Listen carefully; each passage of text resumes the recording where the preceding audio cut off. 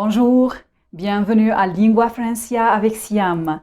Dans cette série de cafés littéraires, je vous propose aujourd'hui de découvrir les figures de l'opposition. Avant de commencer, comme d'habitude, cliquez sur le bouton du sous-titrage si vous avez un problème ou une difficulté de compréhension. Allons-y. Les figures de l'opposition, ce sont des figures de style qui essayent de créer un effet de contraste ou de paradoxe. Aujourd'hui, nous allons voir 4 figures d'opposition. Nous avons comme première figure d'opposition l'antithèse. C'est une figure de style qui consiste à mettre 2 idées opposées dans la même expression, la même phrase, le même paragraphe ou la même strophe, afin de créer un effet de contraste ou de surprise. Voici un exemple. Tel qui rit vendredi pleurera dimanche. Dans cet exemple-là, nous avons 2 idées opposées dans la même phrase.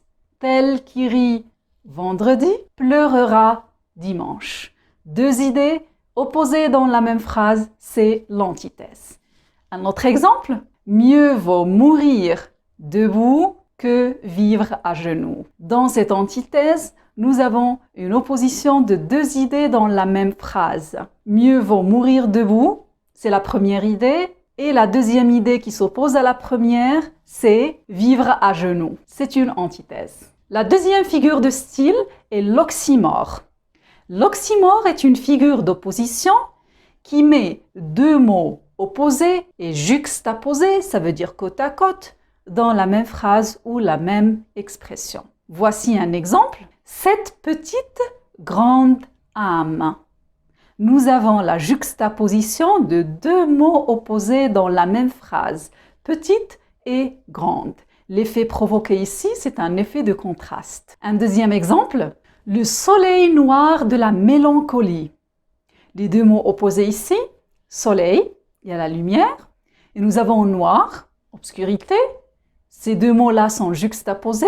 La juxtaposition est un élément très important pour les 2 mots opposés et un critère essentiel pour l'oxymore. La troisième figure d'opposition, c'est l'antiphrase. L'antiphrase consiste à dire le contraire de ce que l'on pense, généralement employée pour créer un effet d'ironie. L'antiphrase est souvent utilisée dans le langage courant. Voici un exemple. On a l'habitude de dire félicitations pour reprocher à quelqu'un une bêtise. Donc quand on dit félicitations, ce n'est pas vraiment pour le féliciter, mais tout à fait c'est le contraire de ce que l'on pense. Un autre exemple, tout le monde connaît sa grande bravoure, pour dire que tout le monde connaît la lâcheté de cette personne. Donc ce qu'on dit ici est le contraire de ce que l'on pense. Et l'effet qu'on cherche à créer ici, c'est un effet d'ironie. La dernière figure d'opposition, c'est le chiasme. Dans le chiasme se manifeste dans les structures. Nous avons une structure, on utilise la même, mais d'une façon opposée. Dans la forme AB, BA. Et j'entends par structure, c'est-à-dire soit on utilise les mots de la même nature ou de la même fonction pour créer un effet de contraste. Voici un exemple. Il faut manger pour vivre et non vivre pour manger. Dans cette phrase, nous avons « il faut manger pour vivre », c'est la première structure. Le contraire de cette structure, on l'a opposé.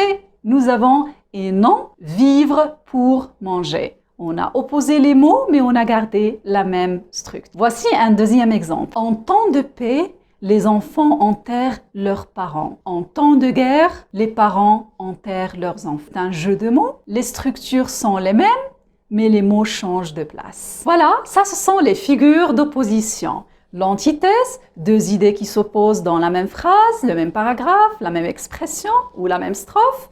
L'oxymore, 2 mots contraires juxtaposés dans la même phrase. Nous avons l'antiphrase, dire le contraire de ce que l'on pense. Et nous avons le chiasme, c'est mettre des mots qui s'opposent, mais cette fois-ci en symétrie. Toutes ces figures de style, ce sont des figures d'opposition qui cherchent à créer un effet de contraste, un effet de surprise ou à créer un effet d'ironie. Voilà, On arrive à la fin de la vidéo. Je vais vous laisser un exercice de pratique dans le descriptif.